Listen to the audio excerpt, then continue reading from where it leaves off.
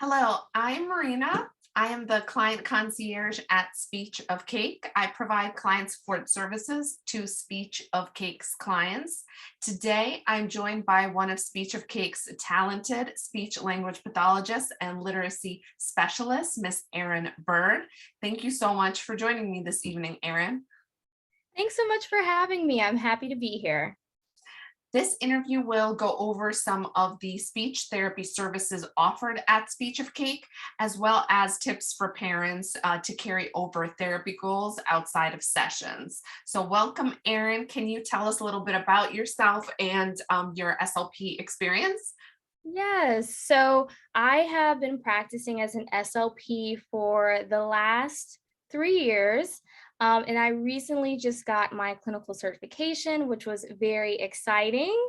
I also am a PhD student at the University of Maryland, where I am studying language use and educational outcomes. So I've been really lucky to be able to be in the field practicing as an SLP, but also still working in some extent on the research side as well. Oh, that's wonderful. Is your research based on SLP services in the schools, or is it more general? A little bit more general. I like to think of my research as not being extremely clinical, is looking more at how language and dialect use impacts reading outcomes. But because I'm interested in do a lot of literacy therapy and speech of cake, and my research has a literacy component to it, I still get a nice like overlap of interest. Awesome, awesome. Can you discuss the types of clients you work with at Speech of Cake? Yes. So I primarily work with school age clients. So that's clients who are anywhere from about 5 to I'll say 13 is probably the top of my age range. And I primarily work on phonological and articulation disorders. So this is when kids may struggle to say some of their speech sounds. Maybe they have a lisp or they're having trouble with their R's. And then I also work on oral and written language. So that covers anything from reading and writing to also covering expressive language, so what they're saying, or receptive language, so how they're understanding what other people are saying. I know a lot of people are unaware, but is there a connection between oral language and literacy skills?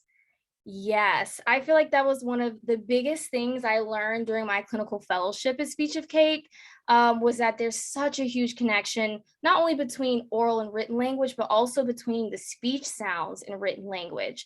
So kids who may have really severe articulation or phonological disorders, that sometimes can impact their reading because they're having trouble matching the correct speech sounds to the letters that they're seeing on the page, mainly because they're having trouble pronouncing it. So if you're saying, your K's as D's and T's, you're now thinking that the K letter says D or T. So that can really impact like decoding and reading words. When it comes to oral language connecting to your writing, I see a lot of my clients who have troubles with expressive language. So maybe using like adjectives to describe objects or things within their visual field. I also see that kind of reflected in their writing, where maybe they're writing in much shorter sentences or their writing is not as complex.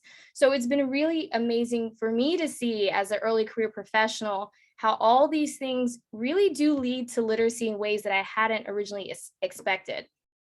Awesome. That's fascinating. Taking a step back a little bit from treatment, when should parents contact a speech therapy practice like Speech of Cake for an evaluation? Can you talk about some of the developmental red flags that they should look for? Right. So because a lot of my clients are school age clients, parents are typically seeing red flags in the area of academics or when kids are entering school. So they'll say things like, my kids' speech sound different than, their peers, or maybe they have an older child and they're saying, well, by this age, my child was able to speak in full sentences and I was able to understand most of what they were saying.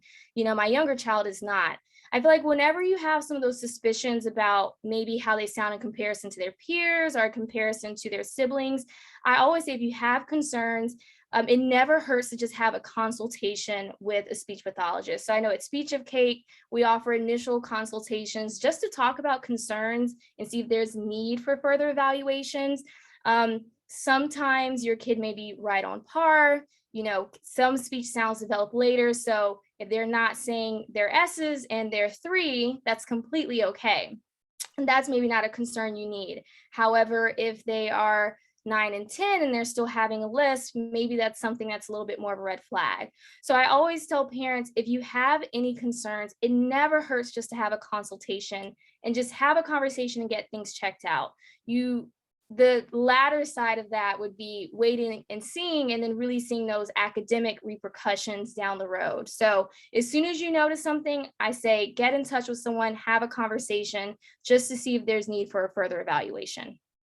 Do you provide both language and literacy evaluations at Speech of Cake? And can you talk a little bit about what those both look like?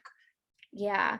So at Speech of Cake, I can provide phonology and articulation assessments. And so what that looks like is I'm showing your child pictures of an object and I'm asking them to name that object so I can listen to all the speech sounds they're saying. I'll even have just a conversation with them to decide how much of what they're saying can I understand? Are there any sounds that sound good at the word level, but get kind of slushy or mushy in conversation? So we do a mix of informal and formal assessment there. When it comes to oral and written language, the kinds of assessments we give will really depend on the age of your child.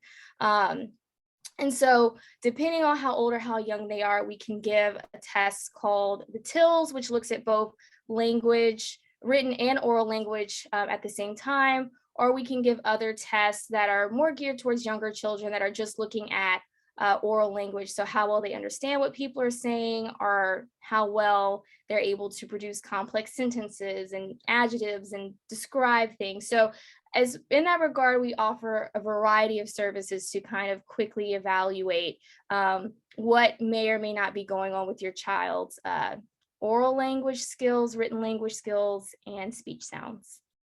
Excellent. And for children that do attend therapy sessions weekly, what type of home practice exercises or tips do you have for parents? Yeah, I feel like that always depends on the child and it always depends on the goal. I think my ultimate goal when it comes for at-home practice is to make it something seamless that parents can already incorporate into what they're doing. It also increases the likelihood for my clients to do it if they don't feel like they're getting, extra homework. So when it comes to speech sounds, I may encourage parents to play games like I Spy, where we're really targeting that sound in conversation. Or if you're reading a book, having them, repeat the word that has the speech sound, in it after you. That way you're incorporating to things you're already doing. If we're working on something like reading and writing, maybe having your kid help you read a recipe, or maybe have them point out to words that follow some of the spelling rules that we have in a book. And so sometimes I'll also send home conversation starters or decodable passages to just help them quickly carry over their skills. So my main goal is to try to make it something seamless they can do, in their everyday pattern so I can ensure it'll get done, or just sending home age appropriate texts that really hone in on the kind of skills that we're working on. Awesome. And just to conclude, can you share a success story or some positive feedback from parents that have sent their children for therapy services at Speech of Cake? Yeah, I feel like I had a success story today with one of my clients. We're working on a speech sound and we're working on it at the conversation level. And today they were able to go about 2 minutes using the speech sound correctly in conversation. And that was super, super exciting because this has been something we've been working on for months. And just having them start to carry that over into conversation, which is our ultimate goal, it floored me.